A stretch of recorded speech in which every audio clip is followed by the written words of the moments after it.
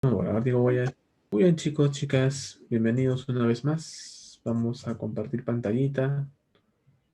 Vamos a ver si se ve, no sé si se ve la presentación, porque no se ve.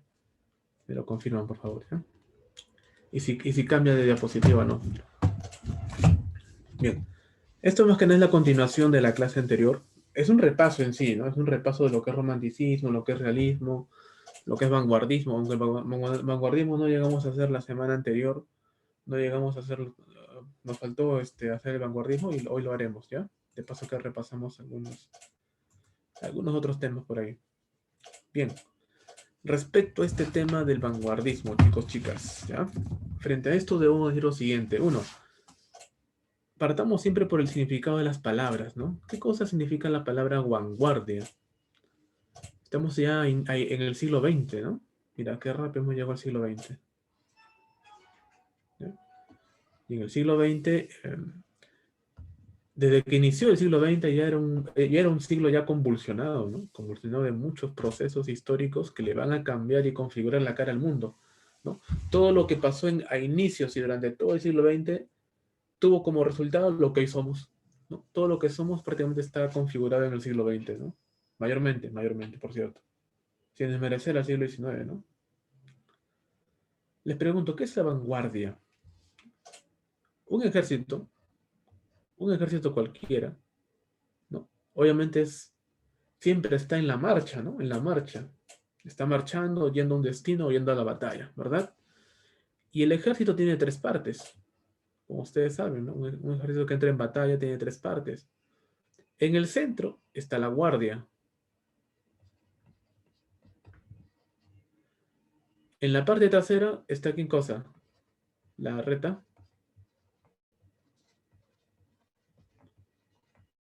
La guardia, chispas, un error ahí. Un errorcito. Está la retaguardia. Y en la parte delantera, la parte de delante, como está como punta de lanza, está la vanguardia, pues, ¿no? Lo que está siempre adelante y siempre empuja, canaliza toda la lucha, ¿no? La vanguardia. Y justamente en el siglo, iniciando el siglo XX, chicos, antes y después de la Primera Guerra Mundial, empiezan a surgir un conjunto de movimientos artísticos, literarios, que le van a cambiar la cara a la literatura y le van a cambiar la cara en general al arte, ¿no?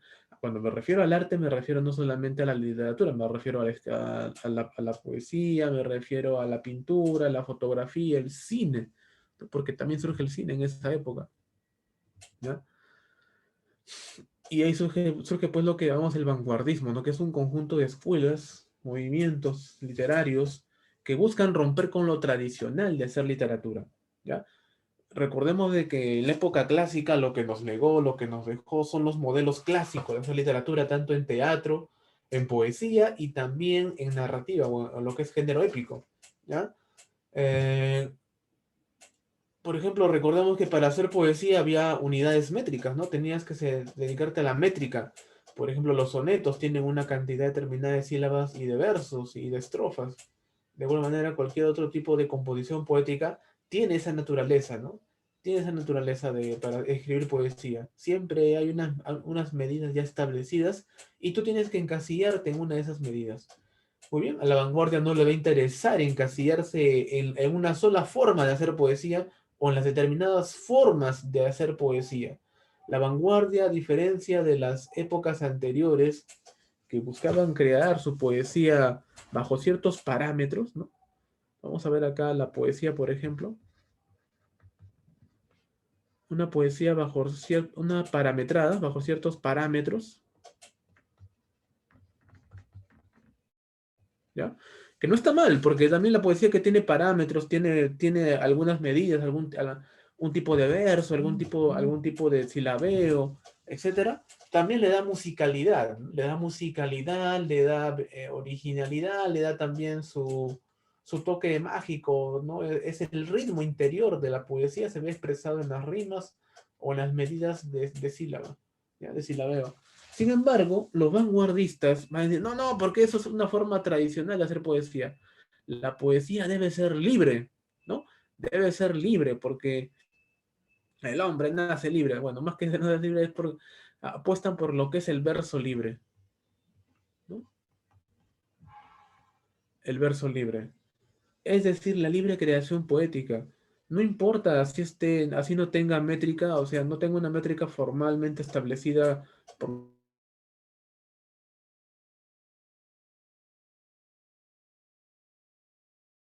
los clases, no importa, lo que importa es que la poesía que se escriba puede escribir cualquier cosa, tema claro, es muy específico, ¿no? Y dos, tienes que ser muy sincero cuando haces poesía. No puedes tú crear cosas que nunca te han pasado, que cosas que no sientes, porque la poesía es emoción, sentimiento, pasión. Y tienes tú que decir las cosas como son, como las sientes, como las vives. ¿Sí? Como decía Marathi, escribir con toda tu sangre, ¿no? O sea, tienes que ser sincero cuando escribas en voz. Tienes que poner toda tu pasión, todo tu intelecto, ¿correcto? Entonces, y entonces si vas a hacer, vas a poner toda tu sangre, toda tu pasión, tienes que también hay que tener la libertad para crear. Y ahí vamos a ver una gran variedad de creaciones poéticas, ¿no? Entonces vamos a ver primero el contexto de la vanguardia, ¿no? ¿Qué características tiene esta vanguardia? Ya les dije algunas, por ejemplo, de la poesía, algunas características, de manera muy general, por cierto. Vamos a ver los diferentes ismos que nos acompañan y finalmente algunos representantes, ¿ya? Entonces, cuando hablamos del contexto histórico, ¿qué cosa pasaba? ¿Qué cosa pasaba a inicio del siglo XX, muchachos? ¿Ya? ¿Qué pasaba a inicio del siglo XX? Recordemos que en el siglo XIX, bueno, había estado esos dos cerebros geniales que eran Marx y Engels, que habían un poco teorizado la naturaleza del capitalismo, habían estudiado ese tipo de sociedad nueva que tocaba vivir a la humanidad, y también ese mismo sistema pues, se desarrolló en el siglo XX, ¿no? A lo largo del XIX y después al inicio del siglo XX se estaban desarrollando. Y como decía un estudioso por ahí, ahí estamos frente a una etapa ya más desarrollada del capitalismo que se llama imperialismo, porque ahí busca expandir sus mercados comerciales, ¿no? Y como busca expandir sus mercados comerciales en otras partes del mundo, en otros países, entra en conflicto con los intereses de otros capitalistas, ¿no? Entre capitalistas se llaman bronca, ¿no? Surge el monopolio, ¿no? Yo quiero apropiarme, yo quiero ser el único productor de autos o el único productor de telas, pero también hay otros capitalistas que también hacen telas, hacen autos y otro tipo de cosas, ¿no? Producen otro tipo de cosas y quieren extender sus mercados, entonces chocan, pues, ¿no? ¿Y eso qué cosa produce? Produce, pues, la famosa Primera Guerra Mundial, ¿no? Produce, lamentablemente, la Primera Guerra Mundial. ¿En qué año fue la Primera Guerra Mundial? ¿Se acuerdan, muchachos? Ahí te lo puse. Está en, acá está. Ahí está, ¿no? Listo. De 1914 a 1917, ¿no? ¿Ya? Ahí donde pues la industria bélica, la industria de armas pues también se desarrolla a pasos agigantados, ¿no? Entonces, estamos en un contexto donde las fábricas están explotando rico a los trabajadores, están que le saquen la mugre, están que le saquen el ancho, ¿no? Están sacando el ancho. A pesar de que se han conquistado las 8 horas de trabajo hace unos años atrás, les siguen reventando duro en la fábrica y estamos en un contexto de guerra, ¿no? Si ustedes observan, hay una película muy hermosa que les recomiendo una película muy hermosa de Chaplin, ¿no? De Chaplin, ahí van a ver cómo más o menos trata de representar. En el 18 se firma, ¿no? Se firma, se pone fin un tratado, me parece que es el tratado de Brest-Litov de Rusia con otros países. Bueno, se dice en 1917, 1918, fecha más, fecha menos, ¿no? En el 18 se firman algunos acuerdos o tratados, ¿no? Tratados, pero formalmente acá, o sea, militarmente acaba en el 17, ¿no? Militarmente acaba en el 17, ¿ya? Militarmente. Sí, sí, trasciende 4 años. Lo que ocurre es que en el 17 como que militarmente los bolcheviques, liderados por Lenin, toman el poder en Rusia. Entonces debilitan al zar, debilitan a Rusia, ¿no? Al imperio ruso. Y ya lo sacan de la guerra. Entonces un poco ya como que ahí los ánimos se apaciguan. En el 18 ya se empiezan a firmar una serie de tratados, acuerdos, porque recordemos que en el 17, si bien los rusos, los socialistas, ¿no? El partido bolchevique toma el poder en Rusia. eh, luego los rusos como están mal, muy mal, ¿no? La guerra ha diezmado, ha producido hambre, muerte, miseria, ¿no? O sea, dejó prácticamente a Rusia hecho un desastre la guerra, ¿no? Entonces, por eso justamente, cuando los bolcheviques toman el poder, lo primero que hacen es eso de buscar firmar el acuerdo de paz, y eso justamente se firma después, ¿no? El 18 son años donde ya en algunos lugares del mundo todavía están en pugna, en guerra, pero ya están firmando algunos acuerdos de paz, ¿no? ¿Ya? Porque, valga decir, la guerra genera desgaste, ¿no? Desgaste entre los países y naciones. Bueno, y en esos contextos justamente que se desarrolla esta literatura de los vanguardias, de los ismos, ¿no? De los ismos. Acá está incluso, ¿no? Puse el triunfo, puse ahí. Ahí está, ¿no? Ahí está, ¿no? Luego es un periodo de, como les decía, hay una gran efervescencia política, ¿no? Una gran efervescencia política, porque los jóvenes empiezan a vincularse al mundo político, a tomar decisiones, ¿no? A debatir, a discutir. No son jóvenes conformistas que se quedan, pues, ¿no? Rascándose la panza. No, no, no. Son jóvenes que están dispuestos a empujar un mejor porvenir. Y eso justamente les empuja a leer más, a culturizarse, a investigar, ¿sí? Y empiezan a desarrollarse movimientos culturales por toda Europa, ¿ya? Y también se dice que esto del vanguardismo dura pues hasta la Segunda Guerra Mundial incluso, ¿no? Vamos a ver ahí un gran escritor llamado Jean-Paul Sartre, que es un filósofo francés que va a plantear el existencialismo, ¿no? Y bueno, después de esto de acá estamos frente al dominio hegemónico de Estados Unidos luego de la Primera y la Segunda Guerra Mundial, pues, ¿no? Empieza el reparto del mundo, ¿no? Sí, hay dos bloques, el bloque capitalista, el bloque occidente, liderado por Estados Unidos, y el bloque, pues, socialista, ¿no? Eh, Liderado por la Unión Soviética, ¿no? Y después por la China, ¿no? Están ahí, ¿no? Sí, del 39 al 50, 39, ya, sí. Yo pongo el 45 porque fue un año álgido, ¿no? Fue un año álgido, ¿ya? Fue un año álgido donde obviamente ocurren muchas cosas en ese año, ¿ya? En la fecha que has puesto se empieza a gestar, ¿no? La Segunda Guerra Mundial. En el 49 ya un poco que empiezan a apaciguarse, a tener acuerdos diplomáticos entre ya políticos, ¿no? Ya no es la parte un poco militar, ¿no? Muy bien, chicos. Vamos a ver, ¿qué más tenemos aquí? Ahora, dentro de este conjunto de contexto tan convulsionado, lleno de guerras, ¿no? Lleno de guerras. El siglo XX fue el siglo de las dos guerras mundiales, el siglo de las guerras mundiales, ¿no? Que le cambiaron y configuraron el mundo de lo que es actualmente, ¿no? Lo que se le conoce, ¿no? Porque ocurre, uno, la hegemonía del bloque norteamericano, el bloque soviético, y más adelante ya con la caída de la Unión Soviética, ¿no? Porque fue minada, o sea, destruida por dentro, por gente infiltrada, ¿no? Destruyen la Unión Soviética por dentro, es de que tenemos la realidad que tenemos hoy en día, ¿no? Tenemos un mundo unipolar. Actualmente hay un mundo unipolar, es decir, donde solamente impera un tipo de sociedad, un tipo de economía, ¿no? Que es el capitalismo, ¿no? Bien, pero ¿qué pasó a inicio del siglo XX, ¿no? ¿Qué pasó? ¿Qué hacían los artistas al ver este contexto tan convulsionado, chicos? Ya tan el mundo político se desarrolla y avanza, ¿no? Las sociedades avanzan y nosotros también no podemos dejar de avanzar. Entonces, para avanzar también tenemos que desarrollar el arte, la literatura, ¿no? Y es por esa razón también ellos van a justamente a experimentar verbalmente, ¿no? Se van a atrever a romper con los modelos clásicos, ¿ya? Y van a experimentar sus formas verbales de escribir, ¿ya? Entonces, pero, ¿qué pasa? Re- re- Retrocedamos algunos siglos atrás. En el modernismo,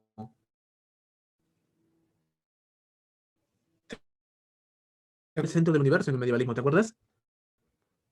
Ah, pues yo sé que sí te acuerdas.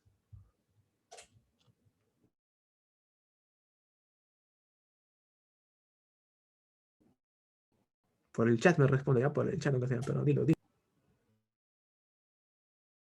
Ujú, vamos a ver. Correcto, muy bien. Ahí, algunos. Claro, mira. El medievalismo dualismo tenía, ¿no? En la época medieval, tenía como su centro a Dios, ¿verdad? Era un enfoque teocéntrico, ¿verdad? Porque tenía a Dios como centro del universo. En la época moderna o el renacimiento, el centro es el hombre.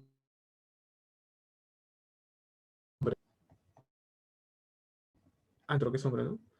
Antropocéntrica, antropo. Y también bien hay una mirada también antropocéntrica, por cierto, pero es una mirada antropocéntrica un poco más completa. ¿Por qué completa? Vamos a ver, porque ya no solamente abordan, uno, la realidad social, ¿no? La realidad social en la que está circunscrito el hombre. También ven cómo toda esa realidad social influye o afecta su mente, ¿no? Su cabeza. Y ahí va a surgir una corriente famosa que es el psicoanálisis, pues, ¿no? Psicoanálisis, ¿no? Aunque eso que la psicología a partir del siglo XIX surge ya como ciencia, ¿no? Se empieza a cerrar como ciencia.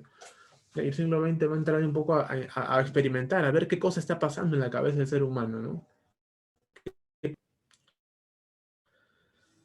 Por un lado, rompen con el pasado, ¿no? ¿no? Rompen con el pasado, también rompen con la tradición literaria, pero el hecho de romper con la tradición literaria no quiere decir de que hay una ruptura total, pues, ¿no? Total, sino que recogen lo mejor que les ha dado el pasado, ¿ya? Recogen lo mejor y rechazan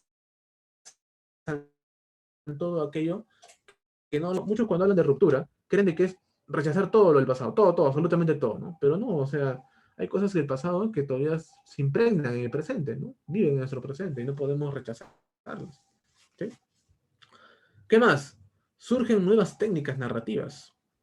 Una técnica narrativa muy interesante va a ser el monólogo interior, ¿ya? En las novelas, básicamente en las novelas, porque es el género. Recuerden que para San Marcos la novela está dentro del género épico, ¿verdad? Para San Marcos y algunas universidades más, el género épico tiene dentro de un subgénero que son las novelas, ¿ya? Es la novela, ¿sí?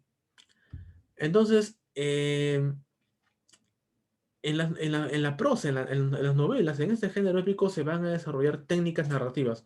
El monólogo interior es uno de ellos, una gran técnica muy hermosa, ¿ya? Tenemos después las perspectivas múltiples. Les pregunto, ¿qué entienden por perspectiva múltiple, jóvenes?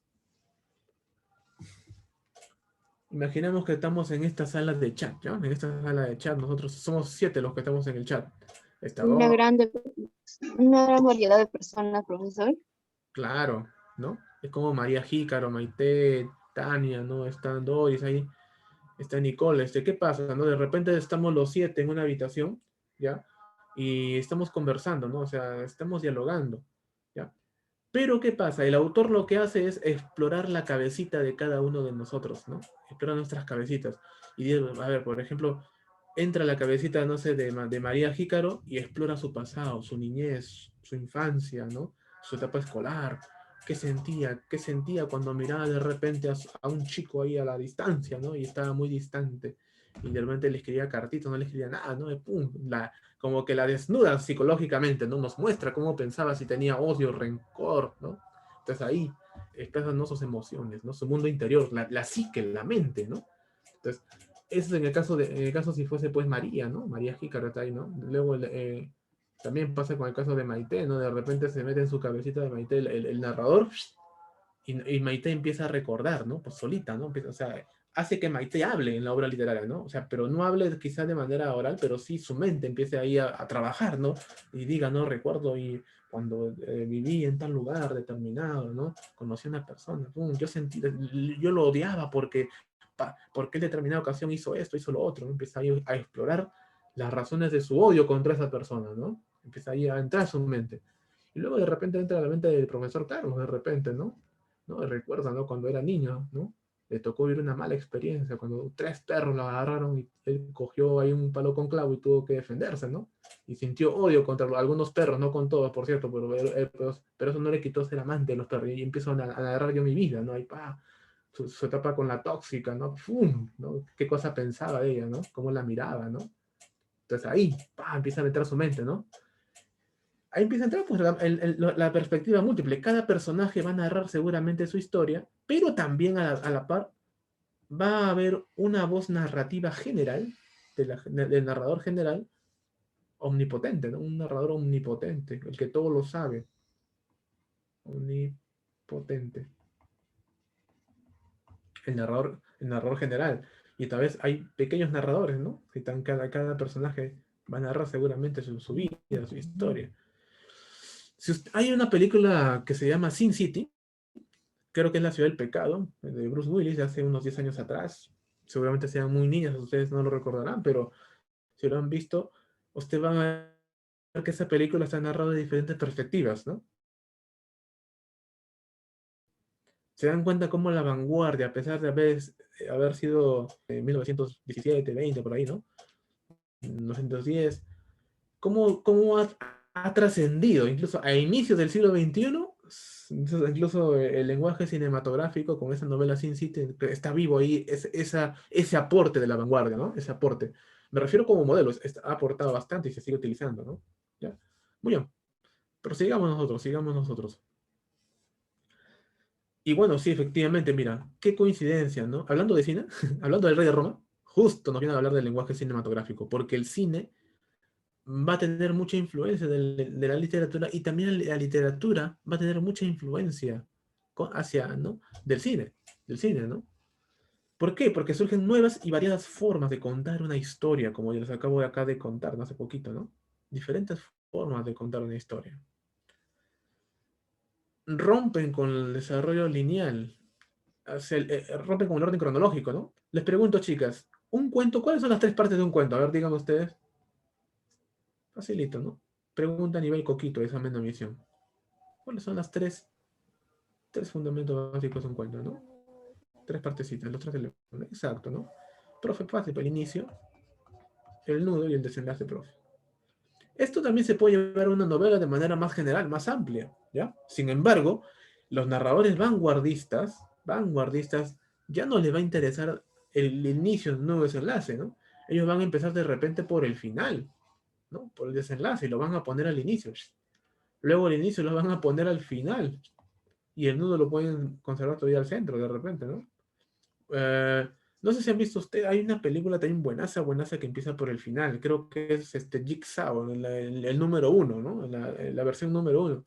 Creo que los hombres empiezan, creo, encerrados, me parece, en una cárcel, en una prisión, o no sé, están encerrados en una bañera, ¿no? Y luego el autor da un salto al nudo, ¿no? Un salto al nudo, ¿no? O al inicio, ¿no? Al nudo, o sea, cómo se fue desarrollando la historia de cada uno de ellos. Y luego termina en el inicio, no sé, de repente, no sé, hay un cambio de estructura, ¿no? Un cambio de estructura. Y por ahí. Eh, hay muchas películas que tienen esta forma de estructura. Si han visto, por ejemplo, una película, creo que es de vampiros, que se llama... Una película de vampiros que se llama... creo que es Crepúsculo. No, no es Crepúsculo, es Ay, me olvidé. No es Crepúsculo, chicos, me olvidé el nombre. Es antes de Crepúsculo salió una película muy buena de vampiros, que tiene esta forma de narrar. Son, creo, una saga de 4, 5, 3 películas que tiene esa forma de narrar. Muy, muy interesante. Te atrapa la película, muy atrayente, ¿no? ¿Ya? Revísenlo ahí. Luego tenemos, bueno, la temática en la vanguardia. Mientras que en el romanticismo tenían una temática definida seguramente, ¿no? Igual en el realismo, ¿no? Una temática más social, más política, ¿no? De desnudar cómo está la sociedad. En el realismo, perdón, en el vanguardismo, también, ¿no? Los autores van a tener una narrativa social o van a inclinarse a lo social. Algunos se van a inclinar por lo histórico, les va a atraer temas históricos. Otros quieren explorar la mente perturbada, van a querer explorar la mente de sus personajes, ¿no? ¿Ya? Un enfoque psicológico, una temática psicológica. Y puede haber otras variables, ¿ya? Otras formas de narrar, otros temas que contar. ¿Ya? Uno, una de esas, eh, una de esas corrientes o unas escuelas vanguardistas es justamente la que tenemos a continuación, ¿ya? Esta escuela que es el futurismo, ¿no? Es una de las primeras escuelas. o es uno de los primeros movimientos que justamente va a tener pues importancia dentro del siglo XX. ¿Ya? Un ratito voy a estornudar, voy a sonarme. La vanguardia es después del Renacimiento. Bueno, gracias por la pregunta. El Renacimiento, recuerden que se da en qué siglo, ¿recuerdan? ¿En qué siglo se da el Renacimiento? No, incluso antes del siglo XIX, ¿no? El Renacimiento se da luego del siglo XV, entre el siglo XV al siglo XVI, ¿sí? Siglo XV, siglo XVI. Estamos, luego de la época medieval se da el Renacimiento. Y luego del Renacimiento se da lo que es el Barroco, ¿sí? Luego del Barroco sigue pues el Neoclasicismo.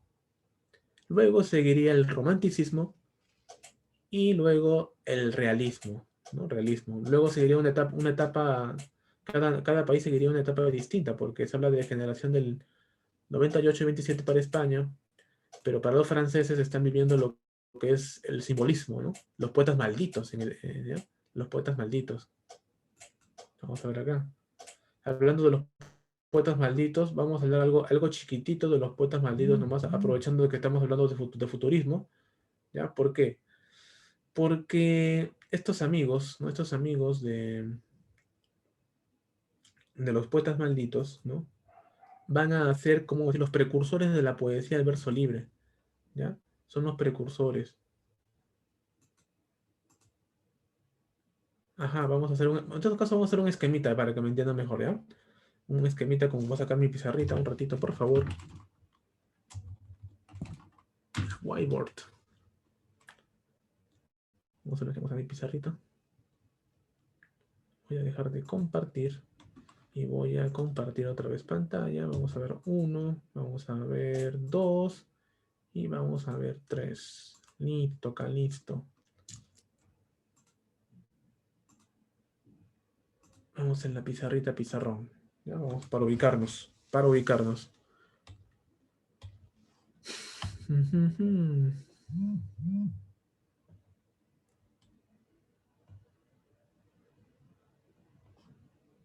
Ya está.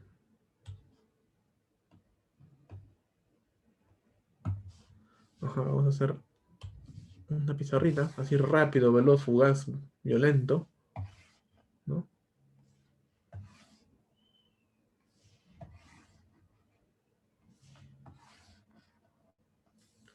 Violento, nada más. Ya, muy bien, chicos, chicas, chicos y chicas, atención, atención, atención. Recordemos que la época medieval, ¿no? Acaba en el siglo XV, ¿verdad? Con la caída ya de otra parte del Imperio Romano, ¿verdad? Con el Imperio Romano de Oriente. Listo. Y a partir de aquí, a partir del siglo XV hasta el siglo XVI aproximadamente, dura lo que es el Renacimiento, ¿verdad? Luego seguirá pues una etapa que es el Barroco, ¿no? En el siglo XVII más o menos. 17 sigue lo que es Barroco. Barroco, ¿ya? Luego del Barroco sigue en Francia, básicamente, en buena parte de Europa, siguió un movimiento llamado el Neoclasicismo, siglo XVIII. El siglo de las luces, ¿verdad?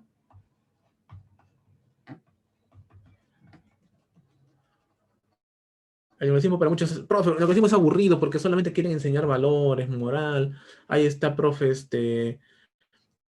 La Fontaine, ¿no? La Fontaine con sus fábulas, profe, ¿no? Fábula que recoge de Esopo, ¿no? De Esopo. Es un Esopo francés del siglo XVIII que habla cosas aburridas, enseñanzas, profe. Bueno, pues para algunos es aburrido, ¿no? San Marcos ya no considera el neoclasicismo. Seguramente algunas universidades sí, ¿no? Ese también es este teatro que es el teatro de Molière, ¿no? Con el Avaro, ¿no? El Avaro y otros más, ¿no?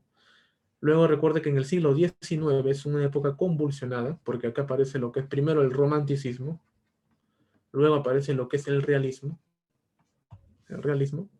¿no? En respuesta al romanticismo, por cierto, ¿ya? Y luego aparece casi acabando el siglo XIX, aparecen, bueno, en Francia aparecen los famosos poetas malditos. o lo que es también el simbolismo, el parnasianismo, ¿no?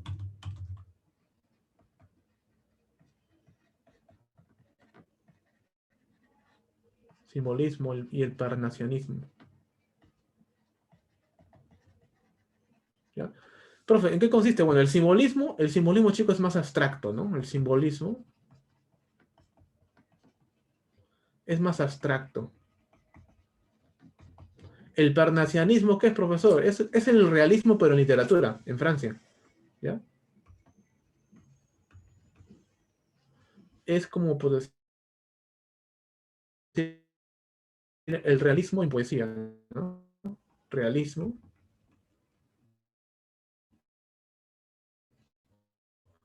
Poético, ¿no? Simbolismo, pues, ay, Mallarmé, bueno. Estos poetas malditos, ¿por qué? No, ¿por qué poetas malditos? ¿Pero porque eran malditos? No, porque eran poetas que se salían de los cánones normales de escribir literatura.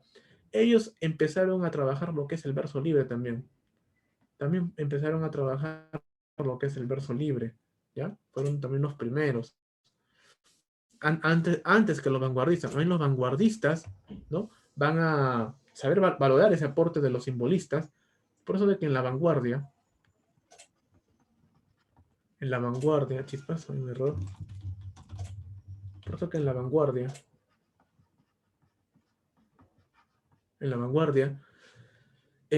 van a recoger ese aporte del verso, para poesía van a escoger el aporte del verso libre, ¿no? Van a recoger ese gran aporte del verso libre, ¿no? Para la narrativa, ¿no? Ahora, eso es para el género lírico, ¿no? Pero para la narrativa, le dije perspectiva múltiple, ¿no? La perspectiva múltiple. Perspectiva múltiple, eso lo cogen para, obviamente, para la narración. Y también ahí hablan, pues, narrador. Hay tipos, acá aparecen los tipos de narradores. Tipos de narradores. Hay muchos, o sea, no solamente uno. Vamos a poner narrador omnisciente. Ese es el más conocido de todos, así es desde la antigüedad. Tenemos el narrador primera persona, narrador segunda persona, narrador tercera persona, ¿no? Tenemos también ahí donde el inconsciente por primera vez habla, ¿no? Hablamos del monólogo interior. El monólogo interior. ¿Le recuerdan del ejemplo que puse cuando cada quien contaba su vida de manera psicológica, o sea, recordaba su vida, ¿no? La mente empieza a hablar. Para el teatro, ¿no? ¿Qué hacemos para el teatro? Acá, bueno, el teatro o el género dramático rompe con las formas tradicionales de hacer teatro, ¿no? Porque acá vemos de que si antes en el modelo clásico nos decían de que, bueno, la obra de teatro, esa historia que vas a narrar en el teatro tiene que ocurrir en un solo día, un solo acto y un solo tema, ¿no?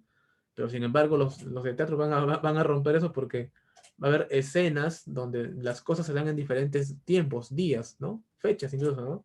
¿Ya? Van a romper un poco eso. Muy bien.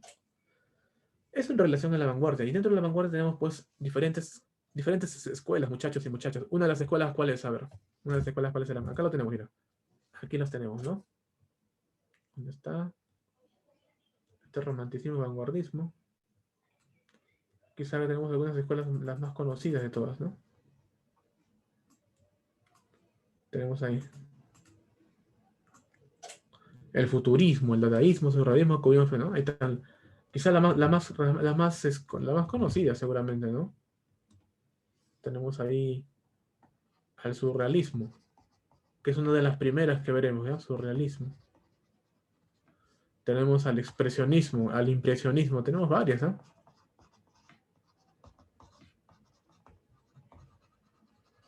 Al expresionismo, al cubismo, dadaísmo, ¿no? Al cubismo, al dadaísmo, al existencialismo, ¿no? Existencialismo, así es. Y muchos sismos, ¿no? Quizás sean los que tenemos acá son algunos cuantos, ¿no? Algunos cuantos. Ah, y también el futurismo, ¿cuánto, no? El futurismo, ¿no? Algunos cuantos que tuvieron mucha relevancia, ¿no? En el mundo literario. ¿Por qué? Vamos a ver ahorita por qué. ¿Dónde estamos? Aquí. ¿Ya? Estas imágenes que en una ocasión anterior les mostré a unos estudiantes, ¿ya? Les pregunto, ¿qué cosa ven ahí? ¿Qué ven en esos cuadros futuristas de arte? ¿Qué ven, muchachos? ¿Alguna vez han visto un tren del siglo XIX? ¿Han visto alguna vez un tren del siglo XIX? ¿Cómo era el tren del siglo XIX? ¿Se acuerdan? ¿Alguien me puede decir? ¿Y cómo ven acá este tren? Estamos en el siglo XX. ¿Cómo era un tren del siglo XIX y cómo es el tren del siglo XX? ¿No? Si se dan cuenta, el tren del siglo XX que está representado ahí, ¿no? Es un tren más moderno, ¿no? Seguramente funciona con otro combustible que no sea el carbón del siglo XIX, ¿verdad? Y está en una ciudad, ¿no? Con todas esas figuras ahí medio locas, y con su globo aerostático, ¿no? Entonces, y el tren también indica el progreso, el avance. O sea, el tren es el símbolo de la burguesía, ¿no? Del avance, del progreso. Recuerden de que el tren tiene un significado simbólico que significa progreso, modernidad. Por algo, no por nada, el candidato Hernando de Soto aquí en Perú, en las elecciones que de este año, de 2021, le ponía a su imagen pues un tren, ¿no? Un tren, así parecido al que vemos acá, ¿no? Muy parecido al que vemos. Revisen su imagen ahí de la propaganda política, ¿no? Es muy similar, ¿no? O sea, él se identifica prácticamente como el capitalismo, pues, ¿no? Que cree que el capitalismo todavía trae progreso, avance, desarrollo, avanza, ¿no? Avanza. ¿Sí? Y tenemos también una moto, ¿no? Una moto que indica, pues, la velocidad, ¿no?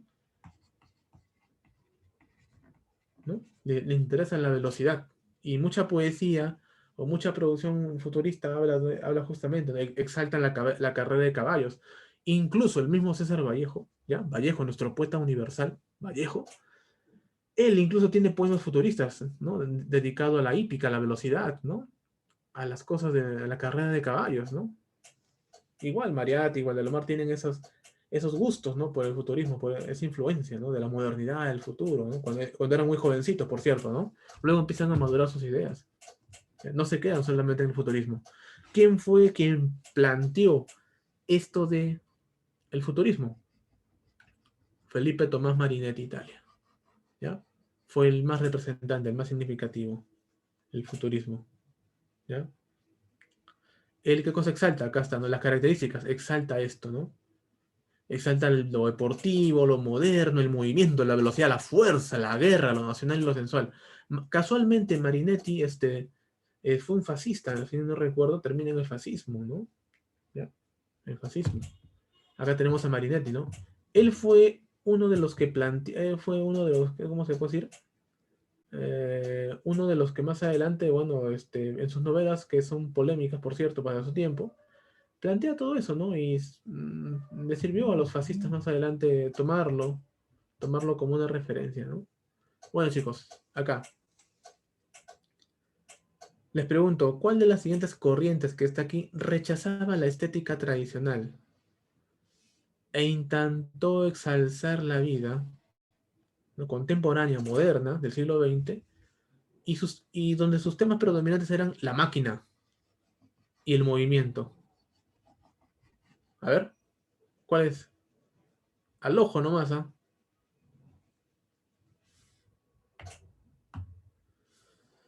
Exacto, ¿no? Hablamos de tecnología, ¿no? Tecnología. Si estamos hablando de tecnología, fuerza, movimiento, ¿no? Recuerda que el movimiento es siempre relacionado con la velocidad, con el progreso, la modernidad, ¿sí? Ahí estamos frente a lo que es el futurismo, ¿ya? Futuro, el futurismo, ¿ya, chicos? La máquina es muy importante para los futuristas. Máquina y movimiento son unidades indivisibles para los futuristas, ¿ya?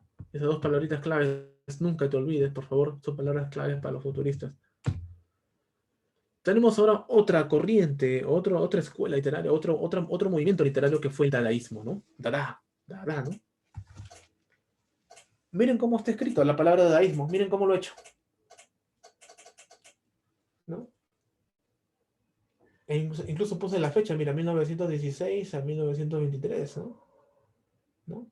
O sea, en pleno contexto de la guerra, de la Primera Guerra Mundial, en el 16, en pleno contexto de guerra, surge esta corriente, ¿no? Este movimiento literario, este movimiento artístico, y dura hasta 1923 aproximadamente. Eh, Básicamente, chicos, es un arte que significa una protesta, ¿ya? Su naturaleza es ser una protesta contra todo lo establecido, porque recordemos de que cuando la literatura escribe, ¿no? La literatura escribe tiene que hacerlo bajo ciertos modelos, ¿no? Ciertos modelos literarios. Escribir bien, buena ortografía, pero tiene que tener, todas las letras tienen que tener un tamaño determinado, ¿no? Sin embargo, el dadaísmo, mira, tiene unas letras distintas, ¿no? Miren cómo están los subtítulos escritos. Están hechos, son una forma muy rebelde, ¿no? Una forma de rebelarse contra el establishment literario, incluso, ¿no? ¿Se dan cuenta? ¿Por qué? Porque tiene mucha influencia del anarquismo, ¿no? El anarquismo. Y bueno, el anarquismo siempre mayormente habla de esto, ¿no? De antiartístico, antipolítico, antiliterario, ¿no? Estaban contra lo universal y contra la modernidad capitalista, que no está mal seguramente estar contra la modernidad que no ha traído progreso para toda la población, ¿no? Pero también, bueno, ellos, es su forma de ver las cosas, ¿no? ¿Ya? ¿Ya? Va a protestar contra todo esto, el dadaísmo, contra la guerra, porque estamos en un contexto de guerra mundial, chicos, ¿ah? En un contexto de guerra mundial, entonces va a rechazar la guerra, vale rechazar esos valores sociales atrofiados en la sociedad, ¿no? ¿No? Porque son morales y dudosos. Hay la hipocresía, ¿no? La hipocresía moral de los, ¿no? De la gente, ¿no? Que juzga siempre las cosas con doble moral, ¿no? Tú no lo puedes hacer, pero yo sí, ¿no? La hipocresía, ¿no? Hay una fe superficial en el progreso. O sea, la gente creía de que efectivamente los liberales, el capitalista, iba a traer progreso a la sociedad, pero con las guerras mundiales, ¿no? Se da cuenta de que obviamente el capitalismo termina pues en guerra, ¿no? En conflicto entre capitalistas. Por eso le tienen una fe superficial al progreso, dudan bastante de que efectivamente se logre un progreso social, así, ¿no? ¿Ya? ¿No? Como te digo, es una protesta anarquista, ¿no? Contra la cultura occidental, ¿no? Contra sus valores, contra sus cánones, ¿ya? Contra su militarismo. Ejemplos de dadaísmo, acá tenemos, miren, los dadaístas hacían así sus escritos, ¿no? ¿Ya? Si se dan cuenta, mira, acá no hay signos de puntuación, el título no está muy bien definido, aparentemente no está muy bien definido, ¿no? ¿No? Eh, Tenías que leer 2, 3 veces para entender dónde estaba ubicado el título, cuál era el subtítulo, cuál era el eslogan, ¿no? Tenías que ahí jugar con tu cabeza, ¿no? Rompía con la forma tradicional de hacer poesía, con la forma tradicional de narrar una historia, ¿ya? Eso es en francés, por cierto, ¿no? Desde luego tú podrás ver poesías dadaístas seguramente en otras partes de Europa, ¿ya? Parecidas a esto. ¿Quién es su representante? Hugo Boll, ¿no? Hugo Ball. ¿Quién fue su máximo representante de esta corriente? Tristán Zara, ¿no? Tristán Zara fue el máximo representante, el más grande dadaísta que tuvo este movimiento. ¿Ya? Ahí tenemos, por ejemplo, varios, ¿no? De Anna Bloom, ahí tenemos acá el de Tristán Zara, ¿no? El dadaísta, ¿no? De Tristán Zara. Miren cómo escribe, ¿no? Este círculo que está en el centro, ¿no? Si ven un círculo al centro, que da vueltas, gira, gira, gira, adentro ha puesto letras o palabras, ¿no? Ha puesto letras al costadito, ¿no? ¿No? Mira, ha escrito de esta manera, así echadito escrito, ¿no? Acá lo he escrito medio separadito. Aquí lo he escrito inclinado, ¿no? Inclinado y así, ¿no? Mira acá por atravesado ese tubo, ¿no? Y bueno, esos son los dadaístas, pues, son los dadaístas, ¿no? Se van contra el orden establecido, ¿no? De hacer literatura. Ya, este de acá ya es más loco, mira, mira. ¿Lo puedes entender o cómo lo entenderías? ¿No? Pero es otra forma de hacer poesía, ¿ya? Otra forma de hacer poesía.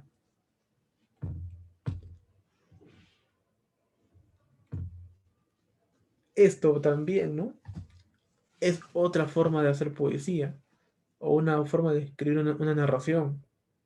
Cogen pedacitos de revistas, papeles o periódicos, ¿no? Y van armando ahí la frase, la oración que quieren decir, ¿no? Léanlo, les pongo 20 segundos para que lo lean y a ver si lo entienden, ¿ya? 20 segundos.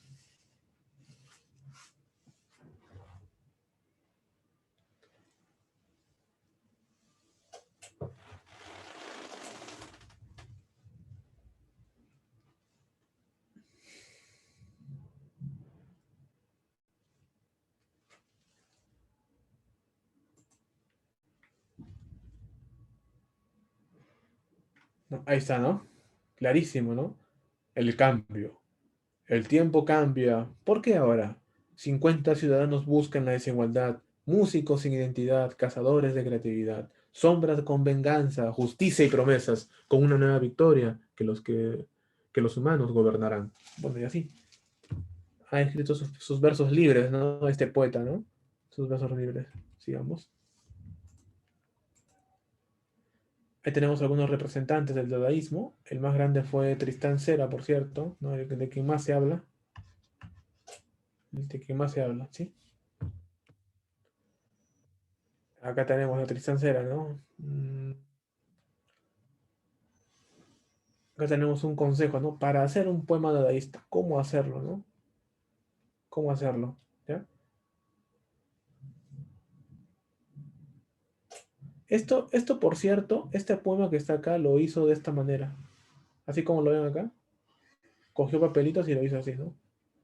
Que coja un periódico, coja unas tijeras, escoja en el periódico un artículo de la longitud que cuenta darle a su poema, recorte el artículo, recorte en segunda con cuidado cada una de las palabras que forman el artículo y métalas en una bolsa, agite suavemente, ahora saque cada recorte uno tras otro, copie concienzudamente en el orden que hayan salido en la bolsa. Bueno, así, ¿no? Es una forma loca de hacer poesía, ¿no? Muy anarca, ¿no? Pero es su forma de escribir de Tristán Cera, ¿no? Acá, Franz Kafka, el expresionismo, chicos. Checoslovaquia, ¿ya? Checoslovaquia.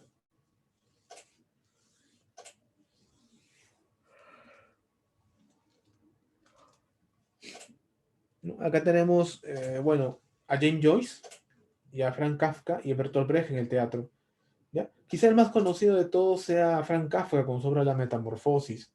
¿Qué cosa buscaba el expresionismo, muchachos? El expresionismo busca transponer la realidad según su propia sensibilidad, ¿no? ¿No? Escribo la realidad, pero según mi sensibilidad, según mi propia forma de ver las cosas, ¿no?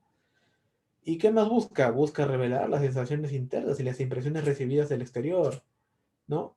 Obra como símbolo de la pasión íntima, ¿no? Eso es lo que busca el expresionismo, viene de la palabra expresar, ¿no? Por eso va a expresar sus sensaciones, va a expresar qué siente, qué piensa, ¿no? ¿Ya? Y eso por debido a las impresiones que recibe del mundo que lo rodea, ¿sí? Y bueno, para muchos es el símbolo de la pasión íntima, ¿no? Ahí tenemos a Joyce, James Joyce, ¿ya? James Joyce escribe esta obra, El Ulises. Mira, esta es una obra muy grande, muy voluminosa, pero sin embargo, todo lo que cuenta en esa obra ocurre en un solo día. ¿Ya? Todo lo que cuenta en esa obra ocurre en un solo día. Ah, y hay algo más. De repente te van a preguntar por ahí, hay una pregunta medio mañosa que te dicen, ¿cuál es la única obra literaria en el mundo que solamente tiene como el único, su único signo de puntuación que tiene es un punto final? El Ulises, ¿no? Termina con un punto final, ¿no? Si revisan la obra, no tiene puntos, no tiene puntos, solamente tiene un punto final cuando termina la obra, nada más. El Ulises. Y todo ocurre en un solo día. ¿Ok? Y Frank Kafka, profesor, bueno, ese sí, La Metamorfosis, indudablemente, pues, ¿no? Es su mejor obra y es la que seguramente vamos a narrar brevemente. Hablamos de un tal Gregorio Samsa, ¿no? Un empleado de una empresa que cierto día amanece despertó en un bicho, en un insecto. La historia no precisa exactamente qué insecto es, pero no, al parecer tiene antenitas, tiene patitas como la cucaracha, ¿no? despierta de un insecto. Y ni él mismo se daba cuenta, pero se da cuenta de que después de que, bueno, no se puede él, a pesar de que se da cuenta de que amaneció como un insecto, no le extraña mucho, ¿no? Porque está más preocupado en cumplir con su deber de ir a la empresa, llegar temprano, trabajar, porque es un empleado público, ¿ya? Que busca también, como todo empleado, asegurar de que a la familia no le falte nada, ¿no? Que no le falte comida, no le falte un techo, no le falte pagar el mes, la luz, el agua, el teléfono, ¿no? Y bueno, este hombre es un empleado muy disciplinado, ¿no? O sea, busca cumplir con su deber. Y como demoraba mucho en llegar a su trabajo, el jefe mismo va a buscarlos a su casa, ¿no? Imagínense, cuando un jefe va a buscarte a tu casa, solamente te despide, ¿no? Es un jefe responsable que está preocupado por sus empleados, pero está preocupado porque no, si no trabaja no le produce, pues, ¿no? ¿Ya? Entonces, cuando llega, se asustan porque lo encuentran convertido también en un insecto, un bicho raro, y deciden, pues, bueno, nadie quiere atenderlo, ¿no? Su hermana nomás es la única que lo atiende, ¿no? Vive aislado en su cuarto. em, bueno, hasta que cierto día su hermana tocaba el piano y atraído por las notas musicales, sale del cuarto, se dirige, la gente lo mira, lo reconoce en el sentido de que es un bicho raro, ¿ya? Y bueno, pues su papá coge una manzana y se la lanza con toda su fuerza. Y como es un bicho, tiene una parte sensible donde la manzana se incrusta dentro de sus órganos internos y después de mucho sufrimiento muere, pues, ¿no? Muere. ¿Ya? Es en resumen lo que trata un poco la obra Metamorfosis. Y la obra Madre Coraje, profesor, ya. Para entender esta obra, yo les recomiendo, a los que les gusta leer obras, que lean una obra anterior. Y esa obra anterior es La Madre, de Máximo Gorki. Es un escritor realista del realismo ruso. ¿Ya? ¿Ya? La Madre. Y Bertolt Brecht toma como referencia esa obra del ruso y escribe su obra llamada Madre Coraje, ¿no? Madre Coraje. A ver acá. Escritor, representante del expresionismo, toda su obra gira en torno a la temática del absurdo. Muy bien, Faulkner no es, Joyce tampoco, Kafka tampoco. Nos quedan dos, Marcel Proust o Luigi Pirandello.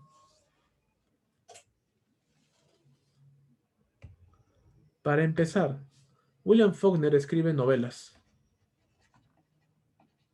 Joyce también escribe novelas. También teatro, pero más novelas y cuentos. Kafka escribe narrativa o novelas. Marcel Proust también escribe narrativa, novelas. Tiene una novela grande y hermosa que se llama Lo que el tiempo se llevó. ¿Han escuchado una vez ese título? Lo que el tiempo se llevó. ¿Han escuchado o no? Coméntame, a ver, dime sí o no. Lo que el viento se llevó. No. Escribe una novela que se llama Lo que el viento se llevó.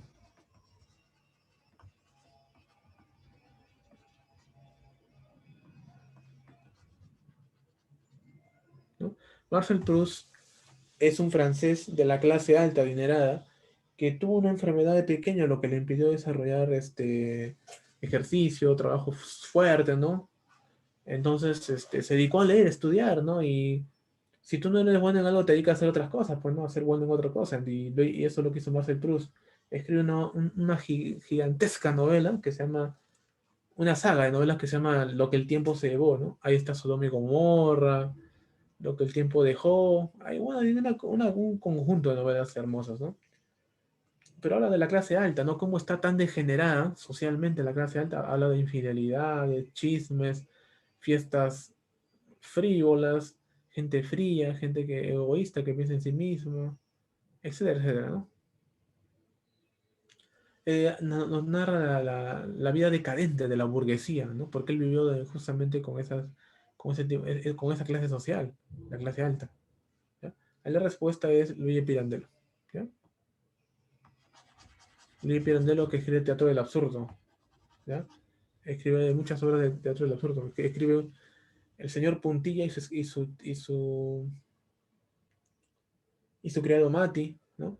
También escribe sobre siete actores en busca de un autor, algo así, ¿no? Tiene un texto que se llama así, Leí Pirandello. Teatro, es puro teatro.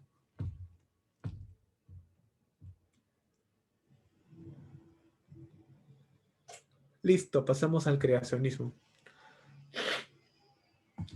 Características de este movimiento que busca primero no imitar, ¿no? No quieren imitar a la naturaleza, sino que buscan crear realidades propias, ¿ya? Propias. Es decir, el narrador es como un dios, ¿no? Porque puede crear su propia realidad ficticia, ¿no? Y sujeta a las propias leyes del creador de la novela, ¿ya? Ahí tenemos a algunos representantes en Chile y en Francia, ¿no? Pierre Reverdy y Vicente Huidobro en Chile. Son dos grandes, ¿ya? Dos grandes. Y acá tenemos el ultraísmo, muchachos. ¿Esa foto de quién es? El gran Jorge Luis Borges, pues, muchachos. ¿No? Poeta argentino, muchachos. ¿Ya? ¿Qué acontecía acá? Bueno, eh, para empezar, el ultraísmo es netamente hispano, no es, ¿ya? Surge justamente con Borges, lo lleva a su máximo esplendor, ¿no? El ultraísmo, ¿ya? Esto es un aporte al vanguardismo en lengua española, ¿sí? Y bueno, rechaza, ¿no? Las formas tradicionales de hacer poesía. Y Borges, bueno, envió un cuentito muy interesante y también poesía, que van a cambiar un poco la forma también de hacer poesía, ¿no?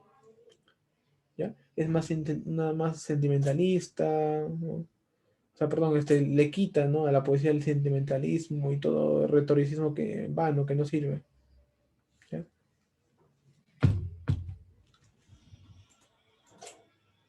Y acá, plato de fondo, surrealismo, chicos. Este es el plato de fondo del surrealismo. ¿Por qué, profesor? Pucha, que el surrealismo va a tener una trascendencia hasta la actualidad, muchachos. Hasta la actualidad. Te pregunto, en las imágenes que ves, ¿son posibles que se den así? ¿En la realidad es posible que se den así las imágenes en el mundo real?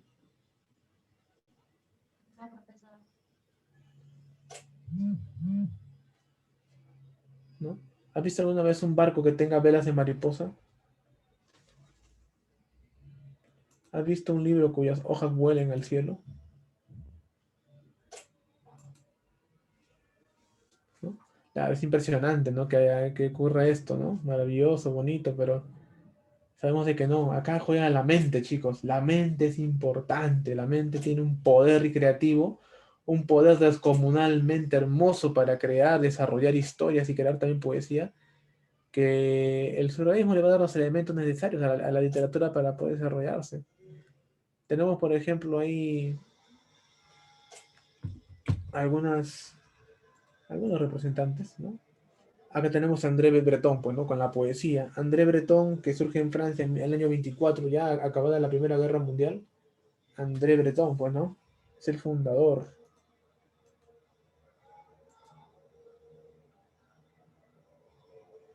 ¿Cuál no es arte? ¿Cuál no es arte, Maite?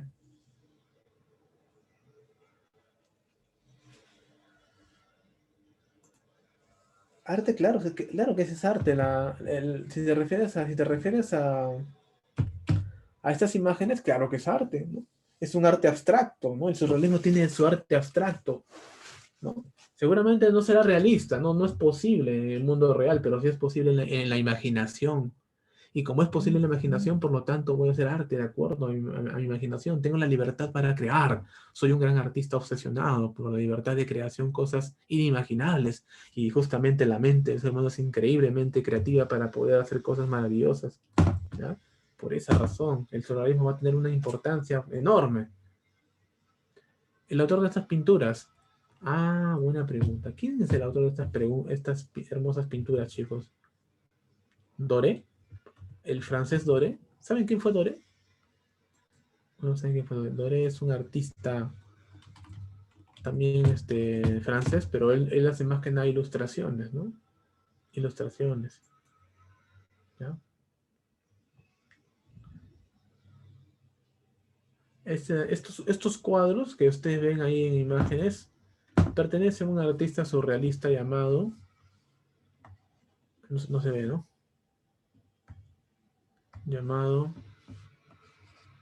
chis, no pinta, a ver. Salvador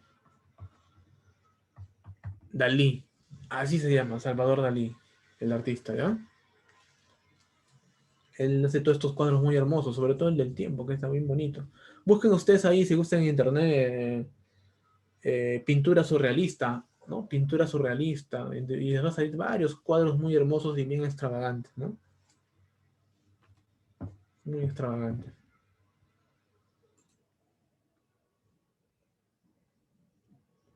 Ah, bueno, sí. Sí, sí, bueno. Lo que ocurre está que hay el arte, bueno, el artista no se le puede parametrar, ¿no? Al artista no le puede decir, ¿sabes qué? Quiero que tu arte no es arte, ¿no? El arte tiene que ser así, pa. Che, que el artista dice que está loco, ¿no? El arte es libre, ¿no? La libertad permite al artista crear, ¿no? El artista tiene la libertad de crear, ¿no? Pero siempre, si se dan cuenta, está siempre hablando de su contexto, su tiempo, su vivencia, lo que piensa, lo que hace. Un artista no puede ser traidor a su arte en el sentido de no plasmar lo que él quiere sentir, ¿no? No pienso, luego existo. O sea, él tiene que expresar lo que siente, ¿no? Si no sería un artista falso, ¿ya? Bueno, es verdad que hay artistas hoy en día que pintan lo que sea, pues, ¿no? Son ceras, ¿no? Pero bueno, también, ¿qué se les puede decir? Son artistas que no van a trascender, ¿no? No van a trascender. Por ejemplo, mm, una vez en la calle, en la calle, un chico que decía que era artista, por ejemplo, vendía su arte, ¿no? Paraba a las parejitas de enamorados en el Parque del Amor o ahí en el centro de Lima, ¿no? O en el Parque Chosica, ¿no? También recuerdo haberlo visto. Porque el chico iba de acá al lugar y se ganaba sus sencillos, ¿no? Y recuerdo que le hace un dibujo a una pareja y no es por nada, ni por ser crítico, ni burlón, pero bueno, parecía un dibujo de un niño de inicial, ¿no? Y justamente eso fue lo que le dijo la pareja. Oye, ¿este es tu retrato? Yo quería un retrato así realista como tú has mostrado en tus ejemplos, ¿no? Ahí tienes ahí, mira, ahí está tu mural y has puesto cuadros bien bonitos. Y yo quiero que me hagas uno así con mi enamorada, ¿no? No quiero que un dibujo un niño inicial, ¿no? No sé si será artista en todo caso. De repente ha sido una persona que no hace arte y se dedica a engañar a la gente, no lo sé. Pero bueno, ahí está, pues, ¿no? Ahí está. Hay muchos oportunistas que dicen ser artistas y no son artistas, ¿no? Buscan sacarle provecho al arte, a su arte. Bueno. Bueno, este hombre habla del automatismo puro, ¿no? Profe, ¿qué cosa es el automatismo puro? Porque esta palabra es clave para los surrealistas, ¿ya? Esta palabrita de aquí es clave para los surrealistas, chicos. El automatismo puro, ¿ya? ¿Qué cosa es el automatismo puro? Es cuando una persona se propone expresar el funcionamiento real del pensamiento con ausencia de todo control. O sea, en estos precisos momentos, si tú fueses una persona surrealista y quieres aplicar el automatismo puro para escribir tu poesía o tu arte o tu novela, que sé, ¿no? Tú entonces, en estos momentos tú estás pensando de repente en comer, comer, comer, y después te cansas rápidamente ese pensamiento y quieres pensar, pues, ¿no? En viajar a tal lugar bonito, ¿no? En compañía de alguien más. Entonces, empiezas justamente a escribir así, pues, ¿no? Con esos golpes tan fuertes, esos cambios bruscos de humor, esos cambios de pensamiento tan bruscos de un ratito a otro, ¿no? Así escribe un surrealista, ¿ya? Muy bien. Acá tenemos también, ¿no? Ellos recogen bastante el aporte de esta corriente que vimos anteriormente. ¿Cómo se llama esta corriente? Que usaba periódico también. Los dadaístas, ¿no? Ya, también, pues, hacen lo propio los surrealistas, ¿no? Huyen de la realidad, huyen de la lógica, ¿no? Huyen de la lógica, no les gusta que les estén diciendo haz así, haz asá, ¿no? Son tipos muy libres. Claro, tienen una influencia del dadaísmo, ¿no? Son tipos que se consideran muy libres, ¿no? No les gusta que los parametres, no les gusta que les digas, oye, tu dibujo es feo, yo quiero un dibujo así, ¿no? No les gusta eso, rechazan eso.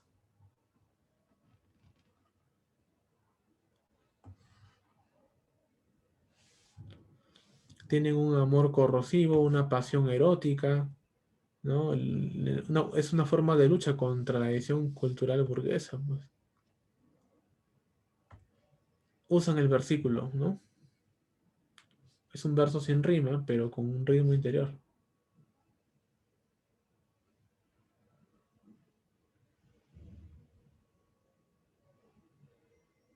¿Qué más? Y acá, con este ya acabamos ya. Con este amigo acabamos con Sartre, con el existencialismo, chicos. ¿Quién es Sartre, muchachos? Sartre fue un filósofo, ¿ya? Jean-Paul Sartre fue un filósofo que vivió en la época entre guerras y también la época de la Segunda Guerra Mundial. Y bueno, desarrolla una filosofía llamada lo que es el existencialismo, ¿ya? Y muchos filósofos en el siglo XX van a utilizar la literatura, mira, muchos filósofos, ¿ah? Van a utilizar la literatura como un medio, para poder dar a conocer su filosofía, su punto de vista, ¿ya? Ahí tienen algunas características. Siempre el autor está cuestionando su contexto de diálogo. Y tenemos algunas obras, pues, ¿no? De Jean-Paul Sartre, de La náusea, de Camus el extranjero, Hermann Hesse, el lobo estepario, ¿no? Tenemos ahí sus, sus, sus obritas, ¿no? Y que se dan cuenta en el extranjero y en el lobo estepario, que son dos obras interesantes, vamos a ver ahí al hombre individuo, ¿no? El hombre que está lejos de la sociedad, el hombre que rehuye al contacto social, ¿no? O a quien la sociedad los excluye, ¿no?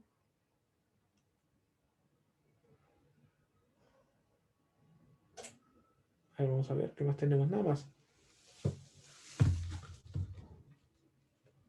A ver acá, chicos, relacionamos, a ver acá. Tommaso Marinetti, ¿a qué corresponde? ¿A cuál de los dos manifiestos? Tommaso Marinetti. André Breton, ¿a cuál de los dos manifiestos corresponde?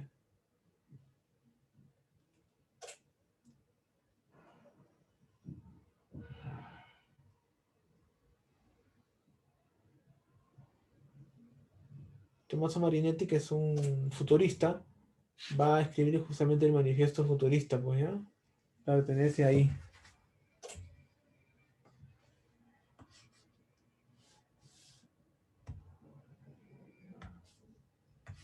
Manifiesto futurista, ¿ya? Y André Breton será el manifiesto surrealista. Ese Rapin será, pues, lo que es los cantares, y los caligramas es Guillaume Apollinaire. ¿Ya? Bueno, esto ya no tanto nos corresponde mucho a nosotros, porque esto ya es otro tipo de... O está también acá. ¿Dónde está? Bueno, vamos a ver aquí rápidamente, ¿ya?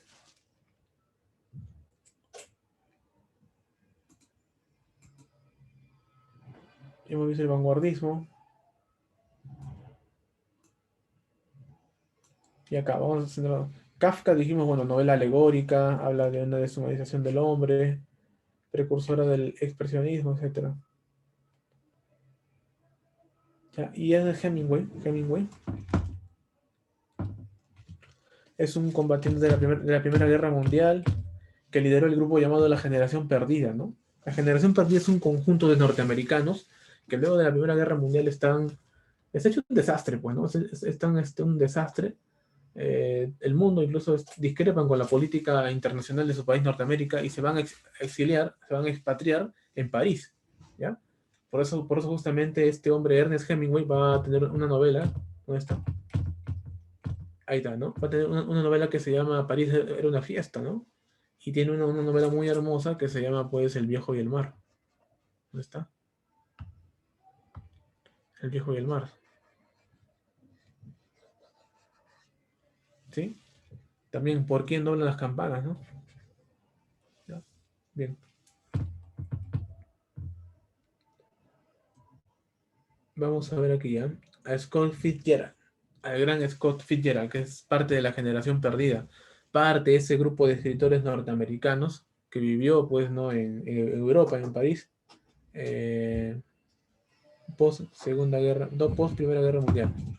Un ratito. Agüita, por favor. Ahí está. ¿No? Su gran novela, su éxito fue El Gran Gatsby. ¿Ya? Incluso, seguramente han visto una película de Gran Gatsby, ¿no? ¿Han visto alguna vez? ¿Han escuchado por internet? O de repente cuando estaban en el colegio han escuchado la película, El Gran Gatsby. Incluso creo que Leonardo DiCaprio interpreta al personaje llamado Gatsby, ¿no? ¿Ya? Este hombre, Scott Fitzgerald, tuvo su mujer, una chica bueno, con la que se casó y tuvo un romance, pues, de esos bravos, pues, muchachos, esos que te dejan marcado toda la vida y por más de que sea una relación tóxica, pucha, tú sigues ahí, ¿no? Dale, dale, terco, pues, ¿no? Ahí está, ¿no? Con celdas aire, ¿no? Con esa hermosa chica se conoció y bueno. Y parte de esta obra parece que narra algo de su vida, ¿no? Algo, no totalmente, pero bueno, siempre una obra tiene algo, ¿no? Pero bueno, más allá de eso, vamos a narrar esto ahorita, ¿ya? ¿Por qué es tan importante? Vamos a poner acá algunos nombres de personajes de esta novela, del Gran Gatsby, ¿no? Ahí tenemos a un hombre llamado Nick, que es quien va a contar la historia, va a contar la historia ¿no? de Gatsby, ¿no? El que sobrevive a esta historia, es el que sobrevive, ¿ya? Tenemos luego un hombre llamado Tom, que tiene una esposa llamada Daisy. Daisy, y bueno, son esposos. Luego tenemos ahí mmm, a dos personajes más, que también son una pareja de esposos, que, bueno, conocidos y cercanos, ¿no? A la pareja, ¿no? A la pareja. Vamos a ver acá. Myrtle. Myrtle es la esposa de otra pareja, me refiero, pues, ¿no? Myrtle, y también tenemos ahí a. No, me apunta acá.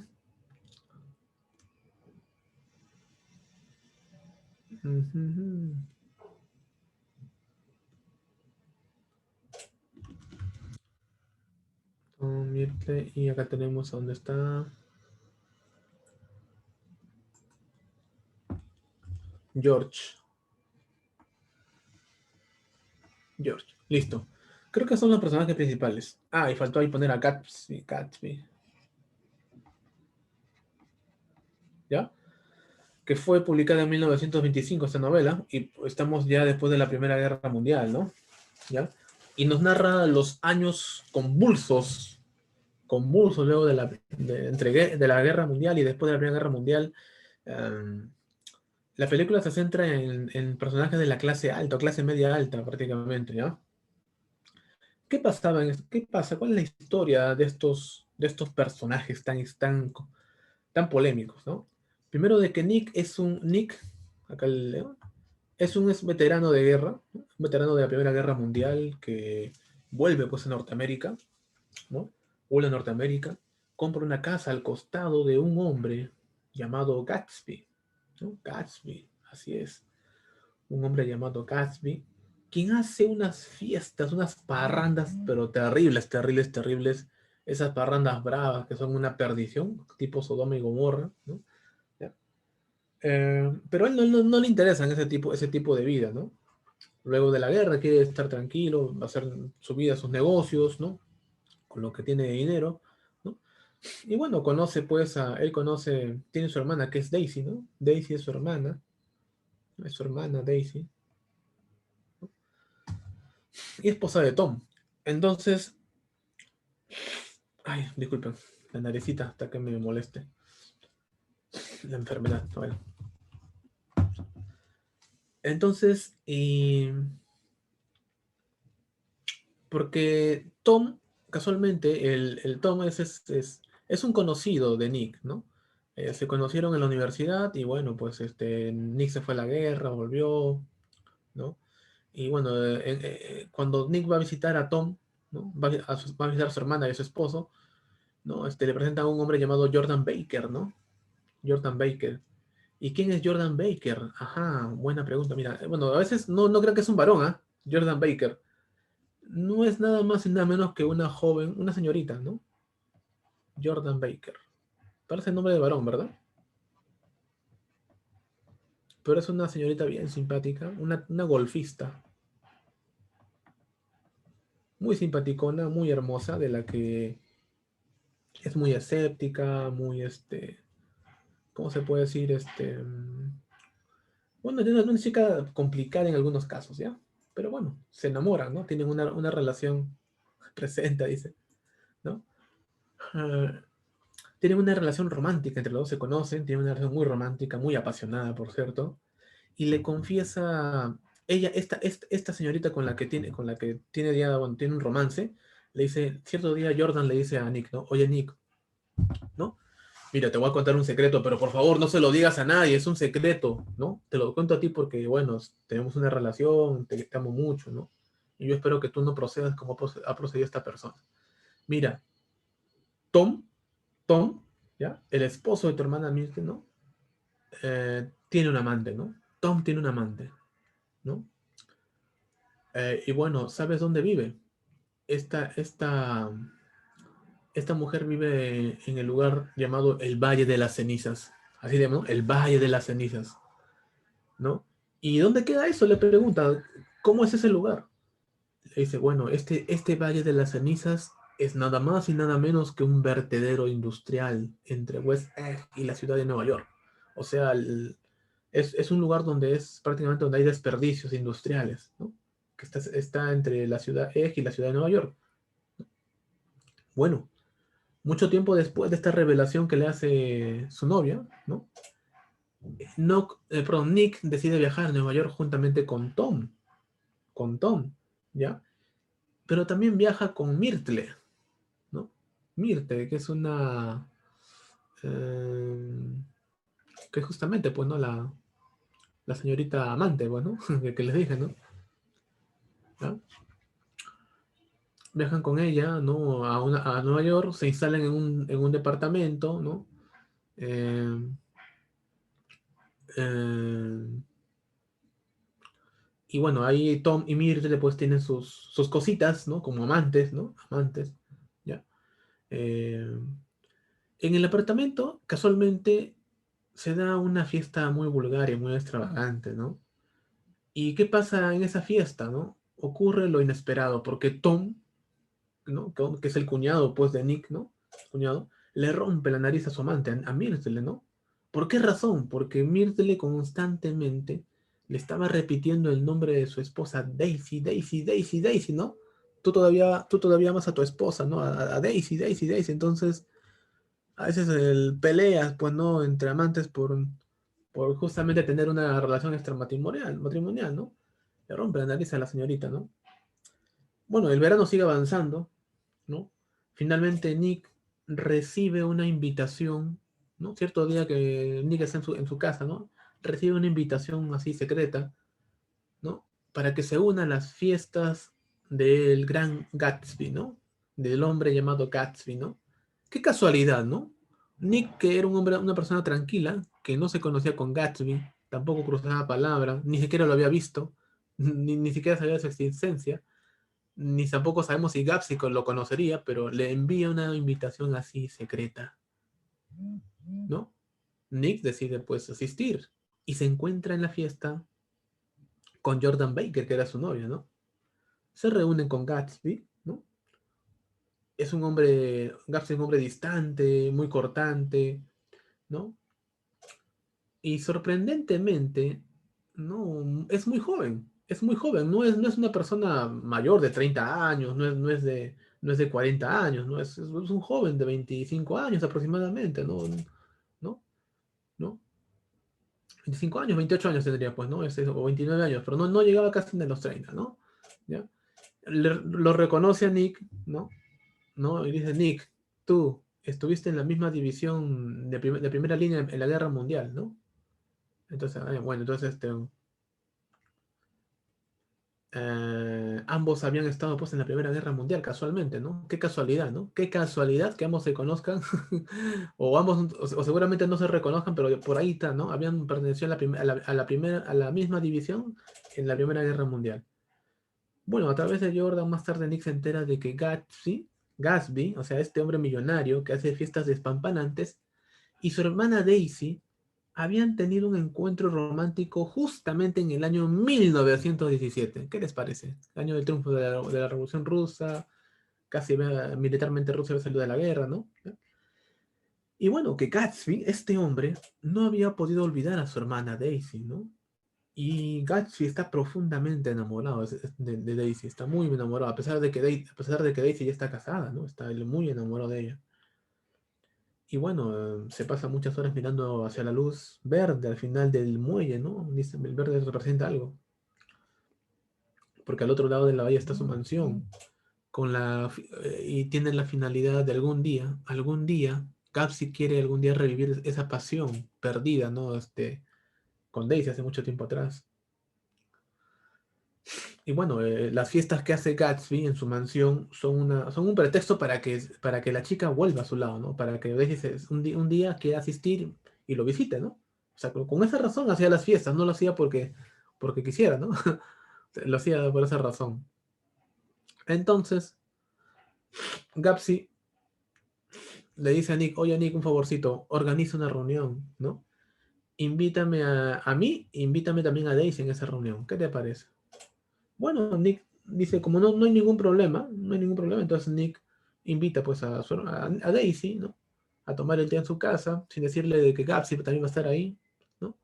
Después de la reunión, un poco torpe, ¿no? Eh, Nick se sale de la sala y lo deja a Gatsby y a Daisy solitos, juntitos ahí conversando, ¿no? Y parece mentira, pero Gatsby y Daisy nuevamente establecen conexión y lamentablemente comienzan otra aventura, ¿no? Una aventura extramatrimonial. Y después de un periodo de tiempo, las sospechas de su esposo Tom, acerca de la relación que hay, no, de su esposa con Gapsis, las sospechas van creciendo, y cierto día en un almuerzo, Daisy habla con Gapsis, ¿no? Con una intimidad disimulada, y esa intimidad disimulada aparentemente hace que Tom se dé cuenta, no, mi esposa Daisy me es infiel con Gatsby, ¿no? Dice, ¿no?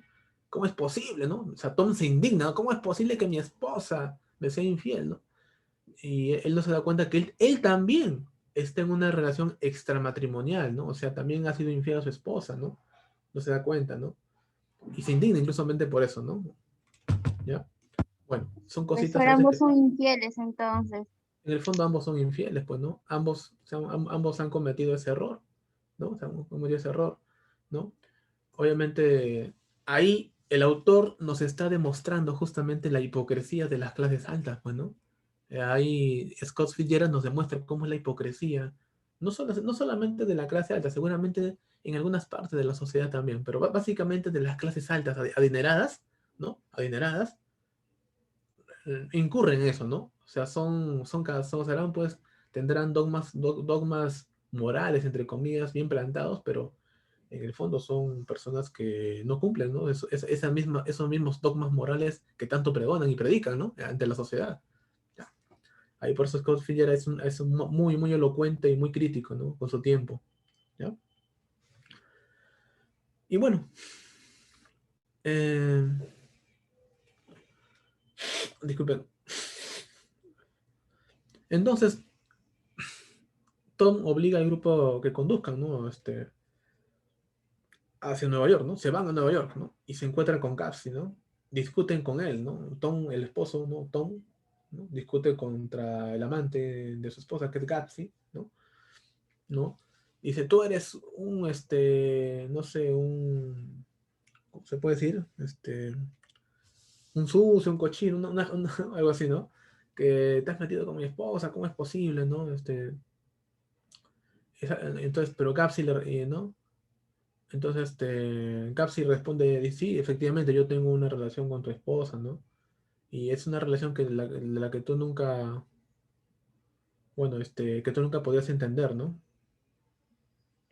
Y bueno, pero también, Tom le dice, ¿no? ¿Sabes qué? Este, yo y Daisy tenemos una historia también que tú, Capsi, nunca podrás entender. Jamás la vas a entender por más de que pasen años, ¿no? Porque no conoces lo que es el amor, le dice, algo así le dice, ¿no? Bueno, hay una discusión sentimental, parece, entre los dos. Tom encara a su esposa, le dice, ¿sabes qué? Esto está pasando, esto, bueno, está muy molesto Tom, ¿no? Le dice a su esposa las cosas, ¿no? Le dice, ¿sabes qué? Es más, si tanto amas a Capsi, anda con él, vete con él, ¿no? Pero también tienes que saber la verdad sobre él, ¿no? Toda la riqueza que él tiene es gracias a que él tiene una vida criminal, una vida criminal con gente de la ciudad, y que bueno, pues sí, bueno, se hace la víctima, ¿no? Se hace la víctima, pero también él reconoce, ¿no? O sea, seguramente no reconoce todo su error, pero al menos dice, ¿no? Pero ¿no? Anda con él, dice, ¿no? Anda con él, ¿no? Está bien, anda con él, no te voy a detener, anda con él. Pero también tienes que saber que Gapsi es una persona que ha hecho fortuna en base al crimen, ¿no? En base al crimen. Es un traficante de alcohol y se dedica a otras actividades ilegales, ¿no? Ilegales. Por eso es que tiene la gran fortuna que tiene. Y eso nos hace recordar mucho a Al Capone, ¿no? Al Capone, que es ese mafioso de inicio del siglo XX, ¿no? En la Nueva York de esa época, se dedica al tráfico de alcohol, bueno, controla esos burdeles, ¿no? O sea, mafia de prostitución, trata de personas, ¿no? Nos hace recordar bastante a eso, ¿no? Entonces, bueno, dice, no sabes qué, retírate. Pero sin embargo, Daisy en ese momento se da cuenta, ¿no? De que ha tenido seguramente un momento apasionado, pero se da cuenta de que no lo ama, ¿no? No lo ama a Gatsby, ¿no? No lo ama en sí. Y bueno, sabe de que su lado, su lealtad debe ser para Tom, ¿no? Pero bueno, ahí lo deja, ¿no? Lo deja. Entonces, Tom deja de que su esposo se vaya, ¿no? Se vaya con Gatsby. Bueno, ya cuando Nick, Jordan, ¿no? Y Tom están volviendo, ¿no? A su casa, ¿no? Están en el coche, eh, están volviendo a su casa ya. Descubren, ¿no? Que el coche de Gapsi, ¿no? El coche de Gapsi ha matado, ha atropellado, ¿no? Al amante de Tom, a su amante, ¿no? A Myrtle, ¿no? La ha arrollado, ¿no? Nick se entera más tarde, bueno, interrogando a Gapsi, ¿no? Oye, Gapsi, ¿les pasaste tu coche ahí? Ha atropellado a una mujer. Entonces Gapsi le responde, bueno, sí, efectivamente, mi coche atropelló a una mujer, pero te voy a ser sincero, quien conducía el coche no era yo, era Daisy quien conducía el coche y que Daisy obviamente atropelló a esa mujer, ¿no? Atropelló a esa mujer. Y dice, pero ¿sabes qué? A pesar de que Daisy atropelló a esa mujer, yo estoy dispuesto a correr con la responsabilidad de ese atropellamiento, ¿no? Ahí obviamente tenemos que interpretar, ¿no? Daisy obviamente estaba furiosa, estaba molesta, ¿no? Y al parecer decía de que las causas de todo ese problema de infidelidad se debió a que justamente Myrtle, ¿no? Que teniendo esposo se metió también con su esposo de ella, ¿no? ¿Ya? Entonces por eso la ira, la furia, ¿no? De no querer estar con Gapsi, de haber reconocido de que efectivamente amaba a su esposo y que tuvo un momento pasional solamente con Tom y que no podía volver el tiempo atrás, ¿no? Creyendo de que, bueno, tuvo un arranque de ira y mató pues al amante de su esposo, ¿no? O su ex esposo, ¿no? Bueno, esa es un poco la idea, ¿no? Eh, Sin embargo, el marido de Myrtle, de la chica muerta, ¿no? De la chica muerta, sí, sí, sí, sabía que Myrtle era su amante, ¿no? Sabía. Daisy nunca lo dijo, pero ella siempre supo de que esa mujer era su amante, ¿no? O sea, tampoco Daisy era tonta, pues, no era una mujer, no era una mujer tonta, una mujer muy inteligente, que se daba cuenta de las cosas, ¿no? Sabía deducir muy bien, ¿no? Entonces, ¿qué pasó? El esposo de Myrtle, ¿no? El viudo George, se llama su esposo George, ¿no? Y amigo de Nick, ¿no? George, deduce equivocadamente que el conductor del coche amarillo, ¿no? O sea, ¿no? Es el amante secreto de su esposa muerta, ¿no? Dice, de repente el amante ha atropellado a mi esposa, ¿no? Porque, bueno, mi esposa ya no quería saber nada con él, ¿no? Por eso es que lo ha atropellado, ¿no? Entonces, averigua quién es el dueño del coche, sabe que es Gapsi, lo va a buscar, ¿no? Lo encuentra en su mansión y le da y descarga toda su arma, o sea, descarga todas las balas contra Gapsi y lo mata, ¿no? En su mansión, ¿ya? Y al final, una vez que lo ha matado, como le quedó una bala, ¿no? Esa bala, ¿no? Se apunta a la cabeza y se suicida, ¿no? Se quita la vida. Nick, al final de la novela, ¿no? Se da cuenta de que, bueno, em, en el funeral de Gapsi aparecen personas perturbadoras, perturbadoras, por cierto, ¿no? Y él decide terminar su relación con la hermosa mujer llamada Jordan, ¿no? Termina su relación con Jordan, ¿no? Y se mueve al centro del país. Pues, migra, ya no quiere saber nada de Nueva York, ni de ese lugar, ¿no? Se ha decepcionado de la vida de la costa este, no quiere saber nada de Nueva York, sabe que es un lugar donde más adelante se va a desarrollar el crimen, el AMPA, va a ser una ciudad seguramente muy exitosa comercialmente, pero va a haber mucha diferencia social de clases, muchas mafias, ¿no? Decide apartarse de Nueva York, ¿no? Y en la actualidad, bueno, Nueva York es así, es grande, ¿no? Es grande y tiene todo ese tipo. ¿Quién mata a Gapsi? Gapsi es asesinado por el esposo de Myrtle, ¿no? Myrtle, recuerden que murió asesinada por Daisy, ¿no? Recuerden que Myrtle era la amante de Tom, era la amante del esposo de Daisy, ¿no? Y bueno, ahí el esposo furioso creyó, o sea, dedujo equivocadamente de quien atropelló a mi esposa debe ser el dueño de este carro amarillo. Y el dueño de ese carro amarillo es Gatsby, ¿no? Dedujo, entonces voy a buscar a Gatsby y lo voy a matar y al final me voy a quitar mi vida, ¿no? Y por eso lo encontró y descargó todo su arma, pero le quedó una balita y con esa balita se quitó la vida, ¿no? Se quitó la vida. ¿Ya? Y ahí pueden encontrar, incluso hay una película de esto, El Gran Gatsby, lo pueden ver. Ahí está en internet, está en un servidor. No sé si. Yo personalmente no lo he visto. No sé si respetará el guión original de la novela. ¿Ya? Yo he intentado verlo en una vez, pero ahí por diferentes trabajos que tuve que hacer como profesor, ya estaba revisando más mis libros y no me dediqué a ver la película. Espero verla este fin de semana para un poco ver si es fiel a la obra o no. De repente no es fiel a la obra, porque siempre en la película cambian las obras, ¿no? Cambian siempre muchas cosas. Si han visto ustedes, ¿han leído alguna vez Harry Potter? La novela, Harry Potter han leído, ¿no? Muchos seguramente que han leído Harry Potter o El Señor de los Anillos. Tu madre está leyendo, ¿no? Quien ha leído Harry Sí, Potter, profesor. ¿no?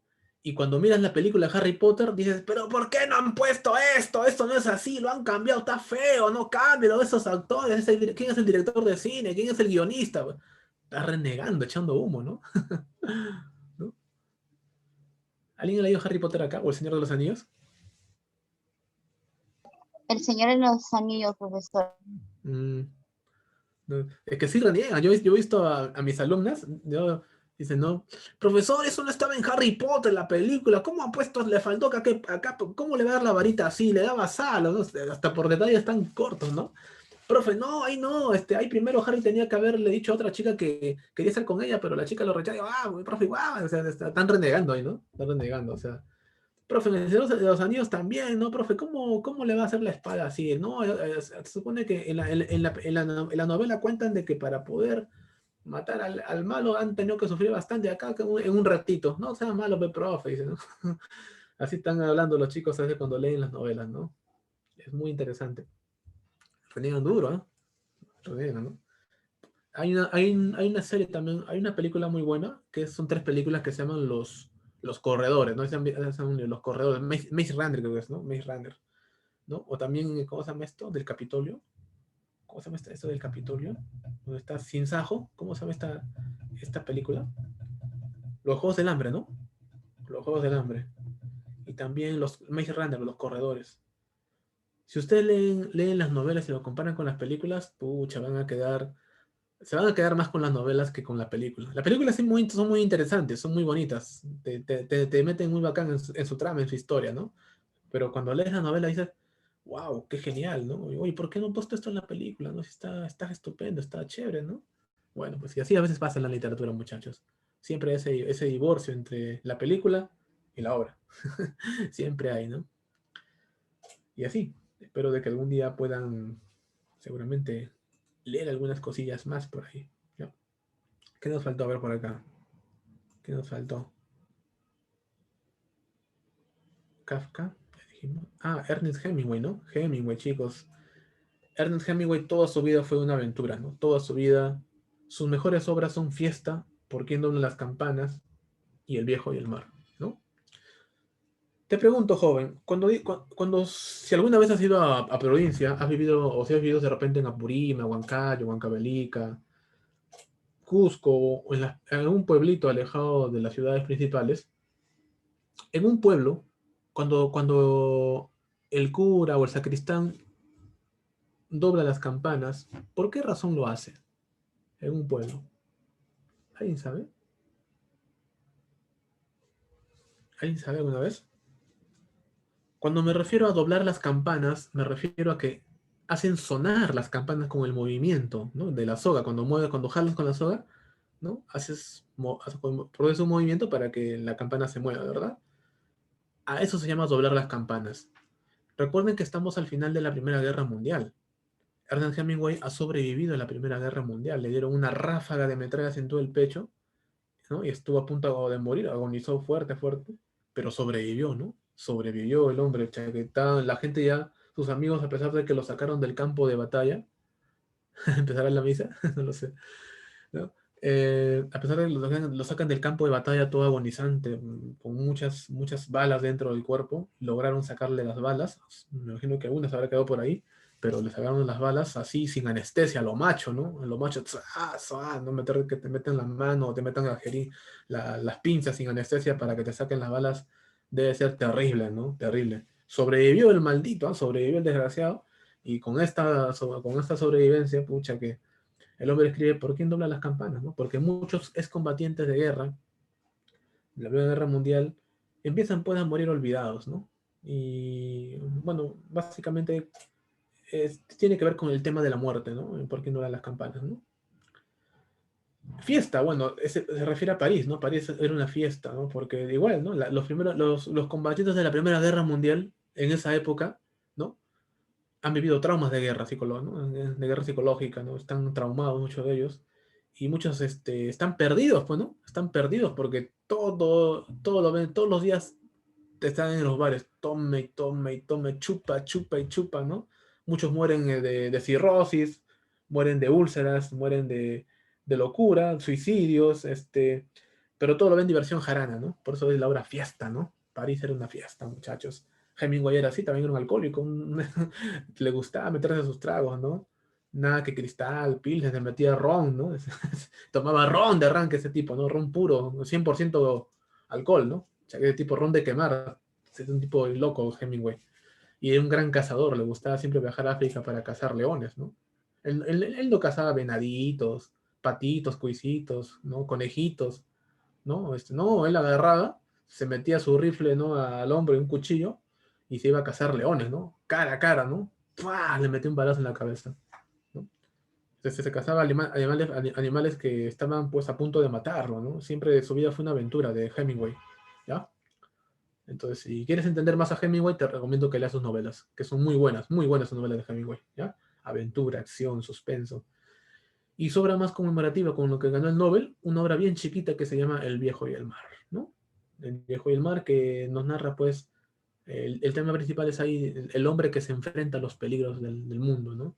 y que lucha contra los peligros del mundo, ¿no? Siempre hay un día nuevo con el que tiene que luchar contra los problemas, ¿ya? Muy bien, chicos, son las 11:52 de la mañana. Cuídense mucho. Damos por concluida la sesión. Tienes 10 minutos de receso de descanso para que puedas tú ir a comer alguito, descansar un poquito y volver a tus clases virtuales en la Academia Estudia Online. ¿Ya? Con ustedes ha sido un enorme gustazo. Ya estaremos conversando seguramente más adelante, muchachos. Tú, Pananchis Kama. Listo. Bueno, nos vemos, muchachos. Cuídense mucho.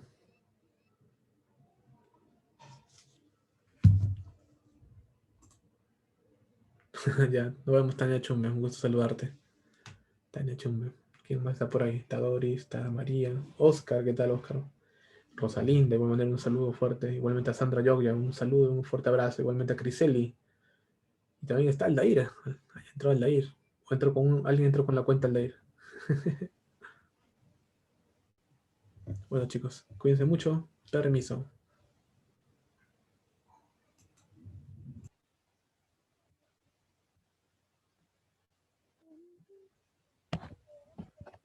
Maite.